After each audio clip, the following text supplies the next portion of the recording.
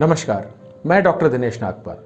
पहले test match में 36 run पर ऑल आउट होने वाली टीम, क्या कोई सोच सकता था कि वो वापसी करेगी और इतनी शानदार जीत दर्ज करेगी?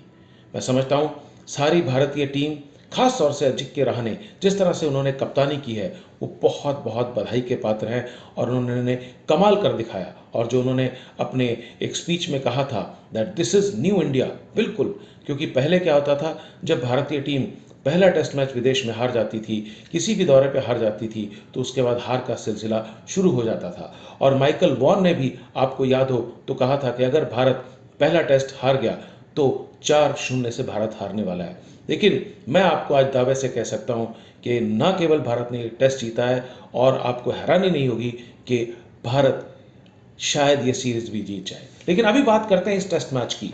किस तरह से भारत ने इस टेस्ट मैच में जीता, क्या बड़े बड़े कारण रहे। और आपको याद हो कि जब इस मैच का प्रीव्यू हम कर रहे थे तो मैंने आपको कहा था कि भारत को जाडेजा को खिलाना चाहिए, शुभमन गिल को खिलाना चाहिए और पंत को खिलाना चाहिए। वो 3 निर्णय उन्होंने किए। हाँ, हालांकि मैंने ये कहा था कि नवदीप सैनी को खिलाना चाहिए सिराज की जगह, लेकिन सिराज ने भी क्या कमाल की डेब्यू किया है, इसको ड्रीम डेब्यू कहते हैं। और जिस तरह से उन्होंने कमिंस का विकेट लिया दूसरी पारी में, वो गेंद तो देखते ही बनती थी। तो मैं समझता हूँ कि बहुत ही शानदार मोराल दिखाया उन्होंने। पुराना जो उनके साथ दुर्घटना हुई थी, जो डिबैकल हुआ था पिंक बॉल टेस्ट में, हम पिंक बॉल टेस्ट की बात नहीं करेंगे अब, क्योंकि भारत पिंक बॉल पर बहुत अच्छा नहीं खेलता है, उसको साइड पे हटाया, उसको भूल गए, वापस लड़े, बहादुरी से लड़े और जीत दर्ज की। सबसे बड़ा मास्टर स्ट्रोक अजिंक्य रहाणे की कप्तानी। पहली पारी में जिस तरह से वो अश्विन को सिराज से भी पहले लाए और अश्विन ने न केवल आकर रन रोक दिए बल्कि विकेट भी निकाला, वो एक, मैं समझता हूं, मास्टर स्ट्रोक था।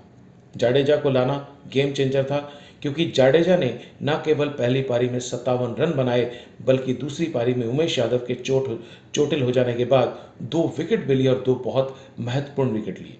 सबसे खास बात यह थी कि दोनों पारियों में, देखिए, एक मजेदार बात बताता हूं आपको। 1988-89 के एमसीजी यानी कि मेलबर्न टेस्ट के बाद जो ऑस्ट्रेलिया ने वेस्ट इंडीज के साथ खेला था, ये पहली बार हुआ है कि किसी ऑस्ट्रेलियाई बैट्समैन ने एक पारी में 50 नहीं किया, यानी कि कोई भी अर्धशतक नहीं बना पाया।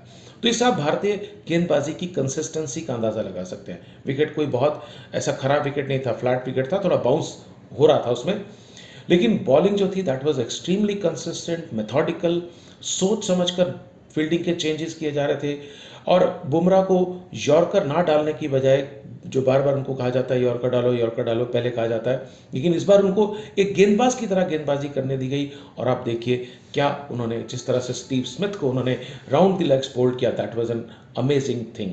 और 4 विकेट उन्होंने पहले पारी में लिए।